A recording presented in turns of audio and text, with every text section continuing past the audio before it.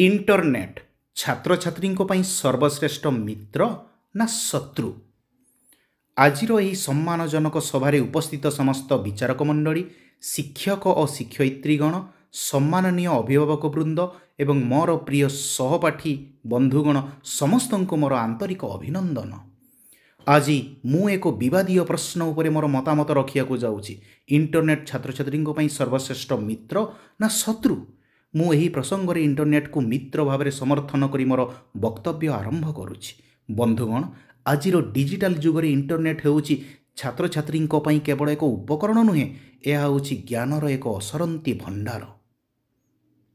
Internet हेउछि आमर सबुठारु बड़ library.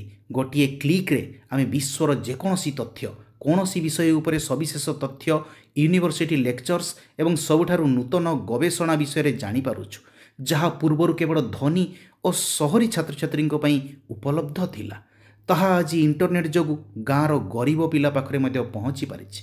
यह कौन परम मित्रर परिचय नुहे?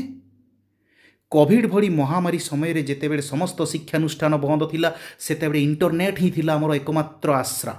Online class, e learning, Khan academy एवं अन्यान्य शिक्षागत प्लाटफर्म आज शिक्षा को अधिक सहज, सुलभ एवं आकर्षणीय करि पारिछि। वर्तमान चाकरी बजार रे डिजिटल दक्षता अत्यंत जरूरी। इंटरनेट माध्यम रे कोडिंग, डिजाइनिंग किंबा आर्टिफिशियल इंटेलिजेंस बड़ी अत्याधुनिक ज्ञान आमे हासिल करि पारिछु। इंटरनेट आमको केवल पाठ पढ़ौ नाही, बरं भविष्यतर आह्वान पई प्रस्तुत करुछि। विपक्षर जुक्ति को खंडन करिबा, मित्र नुहे शत्रु काहेकि आमे विवेचना करिबा इंटरनेट को? हाँ, केही केही कहि पारंती जे इंटरनेट हेउछि शत्रु, कारण यह ध्यान भंग करे, सोशल मीडिया निशा सृष्टि करे एवं समय नष्ट करे। किंतु बंधुगण, मु आपनको पचारुछि, छुरी कौन शत्रु?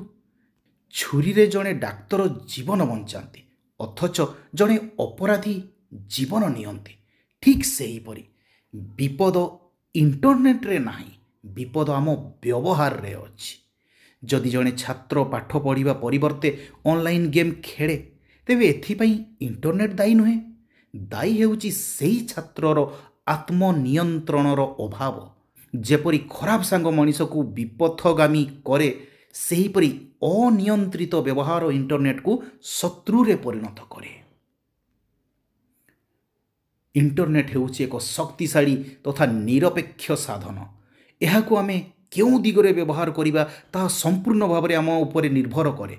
जदि आमे सीमा भितरे रही विवेकर सह एहार व्यवहार करिबा, तेबे निश्चित भाव में इंटरनेट हेउछि छात्र छात्री सर्वश्रेष्ठ और सबुठारु शक्तिशाली मित्र। एही मित्र को आमे आमर सफलतार सीढ़ी भाव में व्यवहार करि परिबा। आसंतु आमे इंटरनेट ज्ञान को हाथ मुठारे धरी आगामी सुनेली भविष्यत गठन दिगरे आगेई चलिबा। धन्यवाद। जय जगन्नाथ।